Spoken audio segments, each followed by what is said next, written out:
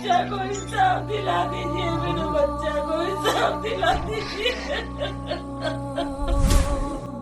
Hello world, मेरा नाम अतुल सुभाष है। मैं तकरीबन 34 साल का हूँ, बैंगलोर में रहता हूँ।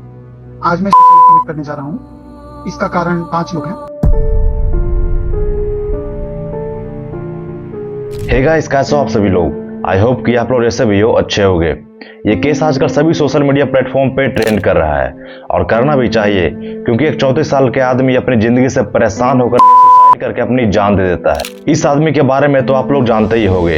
इनका नाम है अतुल सुभाष। इन्होंने 9 दिसंबर को सुसाइड करके अपनी जान दे दी, क्योंकि इनको इनके वाइफ निकिता सिंघानिया और निकिता सिंघानिया के फैमिली मिलकर के इतने गंदे तरीके से हैरेस करते हैं कि इनको सुसाइड करना पड़ता है। आप लोग इनके बारे में ये मत सोचना कि ये बहुत कमजोर थे, इसलिए इन्होंने सुसाइड कर लिया, क्योंकि इन्होंने अपनी जिंदगी में इतना कुछ झेला है कि अगर आप इनके जगह होते तो आप कब का मर गए होते या फिर किसी गलत राह पे चल पड़ते। इन्होंने देश के कानून और कोर्ट पे पूरा भरोसा किया और इन्होंने ये सोचा कि मेरी तो कोई गलती है ही नहीं, तो मेरा कोई क्या ही कुछ बिगाड़ सकता है। और यही आप लोग में से कई लोग सोचते होंगे कि हमारी मदद कोई करे या ना करे, लेकिन इस देश का पुलिस और कानून हमारी मदद जरूर करेगा। लेकिन एक बात आप लोग जान लो कि पुलिस और कानून सिर्फ उसके ही पीछे है जिसके पास पैसा है, क्योंकि जिसपे आप लोग भरोसा करते हो वो भी पैसे के लिए काम करता है। इसलिए पुलिस और कानून पे भरोसा करना छोड़ दो, क्योंकि ये लोग भी पैसे के लिए काम करते हैं। और ये जो नियम कानून बनाए गए हैं ये भी हम जैसे लड़कों के लिए नहीं है, ये सिर्फ लड़कियों के लिए है। सिर्फ 10% ही ऐसा केस होता है जिसमें लड़कों को इंसाफ मिलता है, बाकी 90% ऐसा केस होता है जिसमें लड़कियों की जीत होती है। अगर औरत गलत भी हो तो उसे सही माना जाता है। इसीलिए आप कभी देश के कानून पे भरोसा मत करना। अतुल सुभाष जिन्होंने सुसाइड किया है, इनके पास भी पैसा था, क्योंकि एक AI इंजीनियर थे बेंगलुरु में, और इनके वाइफ निकिता सिंघानिया ने इनके ऊपर केस फाइल किया था जौनपुर में। अतुल सुभाष 2000 किलोमीटर का सफर तय करके कोर्ट के हेयरिंग पे पहुंचते थे और एक हेयरिंग पे इनका 2 दिन का समय बर्बाद होता था। और ये 40 से 50 बार कोर्ट के हेयरिंग पे आए थे, लेकिन वहां जाने का इनको कोई भी फायदा नहीं होता था, क्योंकि कभी कोर्ट के जज एब्सेंट होते थे या तो डेट को आगे बढ़ाया जाता था। और इनके ऑफिस में साल में सिर्फ 23 छुट्टी ही अलाउ थी। और निकिता सिंघानिया अतुल सुभाष पे ही नहीं बल्कि अतुल सुभाष की मम्मी पापा और एक भाई पे भी केस फाइल की थी। निकिता सिंघानिया इनके ऊपर धारा 302, 377, 498A, 323, 406, 504, 506, डोरी प्रोविजन एक्ट जैसी बहुत सारी धाराएं इन पे लगाए थे। एक केस का सॉल्यूशन होता नहीं था कि निकिता सिंघानिया इनके ऊपर 4 और नए केस लगा देते थे, और ये सारा का सारा केस फर्जी होता था। जमा की अतुल सुभाष ने निकिता सिंघानिया की फैमिली को लाखों रुपए दिए थे ताकि निकिता सिंघानिया का भाई अनुराग सिंघानिया एक स्टार्टअप शुरू कर सके। और इसके साथ साथ अतुल सुभाष अपने वाइफ को हर महीने 40,000 रुपया और हर एक फंक्शन पे 6 साड़ी 1 सोने का सेट भिजवाते थे। और उसके बाद भी निकिता सिंघानिया और उसके फैमिली ने अतुल सुभाष पे थोड़ी सी भी रहम नहीं खाई और इनके ऊपर एक से एक फर्जी केस फाइल करती रही। ये सीखने को मिलेगा कि कैसे आज कोई भी लड़की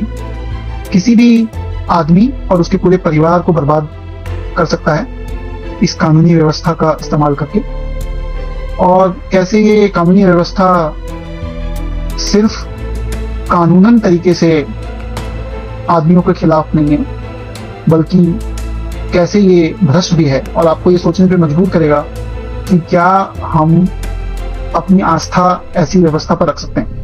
और इसी के कारण इनको अपनी जिंदगी से अच्छा मौत लग रही थी और उसी दिन इन्होंने मरने का फैसला लिया। लेकिन मरने से पहले अतुल सुभाष ने अपने फैमिली के भविष्य के बारे में सोचा और उनके फैमिली को भविष्य में कोई भी दिक्कत ना हो उसका सारा इंतजाम किया। मेरी पत्नी और मेरी मदर इन लॉ और ये जज जो चाहते हैं वो शायद सही है कि मैं अपनी जान ले लूं और इसी से शायद सब कुछ बंद होगा। तो ठीक है, ये स्टेप मैं लूंगा।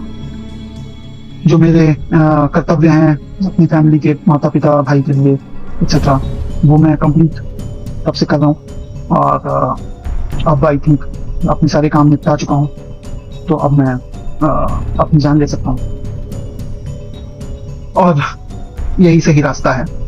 जब तक मैं जिंदा रहूंगा तब तक मेरे माँ बाप को और भी हरास करते रहेंगे, मेरे भाई को और हरास करते रहेंगे। तो सच्चाई की ये मैं खत्म करूँ। और मरने से पहले 1.5 घंटा का वीडियो और 24 पेज का नोट लिखा देश के कानून और अपनी जिंदगी पे। उसके बाद इन्होंने सुसाइड करके अपनी जान दे दी और अब इन्हें इंसाफ दिलाना हम लोगों का ही काम है, क्योंकि इन्होंने इस 1.5 घंटे की वीडियो में यह भी कहा है कि अगर मुझे इंसाफ ना मिले तो मेरे अस्थियों को कोर्ट के बाहर नाले में बहा देना, और अगर मुझे इंसाफ मिलता है तो मेरी अस्थियों को गंगा में बहाना।